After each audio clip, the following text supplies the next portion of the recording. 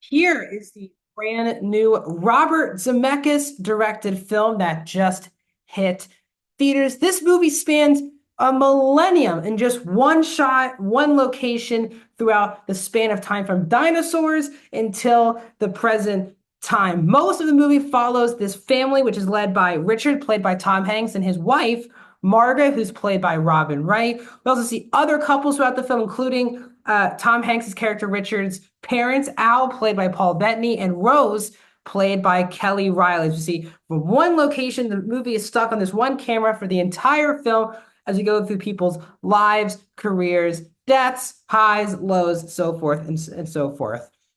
The film is an hour and 44 minutes and is PG-13. Welcome back to Brand New Review here, Max Talks Movies. My name is Max Denenberg. If you're new to the channel, please subscribe and ring that bell for notifications. I do movie and TV show reviews, movie franchise rankings, out of theater reactions, and every Tuesday, box office breakdown show. So please subscribe and ring the bell if you're new to the channel. Comment down below. What are your thoughts on here? What's your ranking? What are your favorite, least favorite Robert Zemeckis movies? Let me know in the comments section down below. And also, please like the video. So I was not very excited for this film. And the reason why is Robert Zemeckis, in my opinion, is one of the most frustrating filmmakers, maybe of all time, because he has directed and made some of the most important films ever in cinema. When you're talking about Back to the Future and Who Framed Roger Rabbit and Forrest Gump and Contact and Castaway. These are some of the most important films of all time. But really, since I've been alive, he's made a lot of interesting decisions from a filmmaking perspective. If we're talking about Polar Express and Christmas Carol, if you're talking about Allied, Welcome to Marwen, the 2022 version of Pinocchio, just a frustrating. So I wasn't super excited for this movie, but again, it's Tom Hanks, it's Robin Wright, Paul Bettany, people who I really like. So I was gonna check it out. And for me, just like Robert Zemeckis' career is frustrating, this movie is really frustrating. The idea of the movie, meaning the points and the messages that the movie is trying to come across, I believe are really good ideas for a movie. Seeing just being in the here and the now. And the idea at the time does just fly so quickly. Sometimes when we're 10, it blink, we're now 20 years old, so far and so forth in our life. And the idea of just not having many regrets and just being in the moment with the people you love and doing what you can be to live the happiest life. All of those messages, I think, do come through for the most part. Alan Silvestri's score is easily the best part of the movie. The time of the movie can be quite on the nose, cheesy, but the movie does have like a really beautiful score that brings out, I think, the majority of the emotions more than the actual acting or screenplay that the movie is bringing. So Alan Silvestri does a great job there. The four lead performances are really solid. Tom Hanks and Robin Wright are really good. Paul Bettany, that character goes through a lot throughout the entire film, and I really enjoyed Paul Bettany. He's not really in a lot of projects, so I just love when I get to see him and stuff. Kelly Riley is also a very strong character in the movie. I wish the other acting was up to par, like the four of them were, and Michelle Dockery, who's also very good in the movie. Performances are really solid. The messaging there, it's funny, the last scene of the movie is fantastic, and it is what the entire movie should have been. Because the last movie scene, I was like, wow, I kind of got enwrapped into what was happening. It was emotional. It was relatable. The problem is this movie has so many distractions, gimmicks going on that the movie just crumbles in that way. It's just not an abysmal, awful, one of the worst movies of the year, but it's also just it's a bad movie in my opinion. Now, the gimmick, as I say, of having the camera in one spot throughout the entire movie, no matter if there's a house there, if there's dinosaurs there, if Ben Franklin's driving through, it's in the same shot. Now, while I think it's an interesting idea to do that, I don't think it helped the story at all that we went from this perspective, because the movie, by using the one shot like they do, the movie feels more awkward than it does real because all these major events happen in this one location, and it doesn't really make any sense why you have a child's birth and you have deaths and you have marriages all happening in just one location.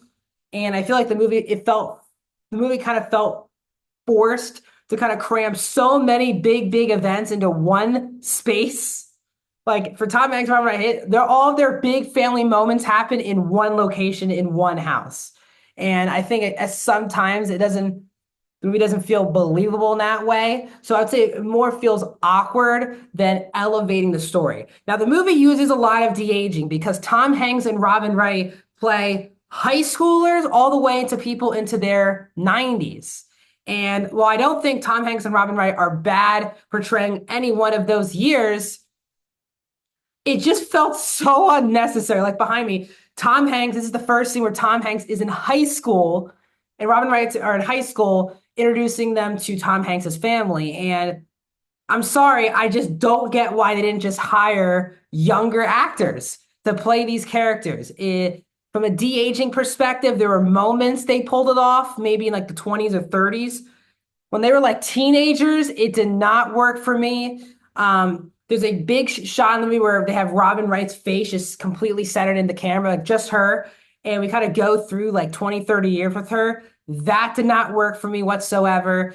I just think the movie just should have hired, I think, younger actors to play. I'm not saying Tom Hanks and Robin Wright can't play younger. They can play maybe 30s, 40s-year-old themselves, but playing like 16, 18-year-old like kids did not work for me, especially when Paul Bettany and Kelly Riley are playing their parents who are 20 years old or 20 years younger than the people playing their kids.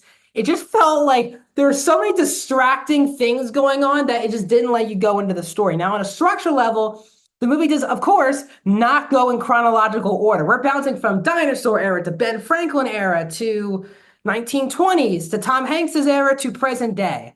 And the problem with that is we're just bouncing around all these different timelines and it isn't allowing to sit into any of the stories. Now, yes, the characters of Richard and Margaret are clearly the leads of the movie, but there are some moments where you actually do get interested into their story, their struggle, their family, and the movie cuts to a completely different time period. And you also then forget what just happened and they cut back to it, and then you're suddenly supposed to be back into emotionally involved in their story. I just think the biggest problem, yes, the movie gets Zemeckis tries for his usual tricks as pertains to technology and filmmaking, but really it's a script from him and Eric Roth, who again teamed up to write Forrest Gump.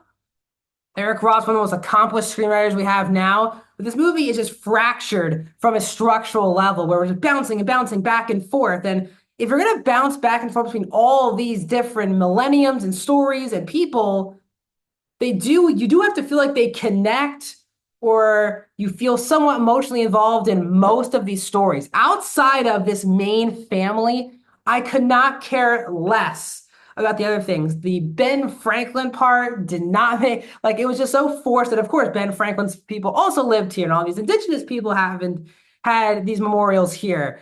It just kind of felt forced things on top of the other. And from a structural perspective, it just fell apart for me. So while I think the messaging does come through at points, the four lead performances I think are definitely strong enough. The score is exquisite from Alan Silvestri. This movie has a lot of gimmicks, tricks that distract the movie, while also the movie bounces so many times into different other stories. It's one of the most least focused movies that I've seen of the entire year. So overall, I'm going to give here a 2 out of 5 stars. I'm going to go 38% for here. What are your thoughts on the movie? Let me know in the comment section down below. Like the video, subscribe, and I'll see you guys in the next video.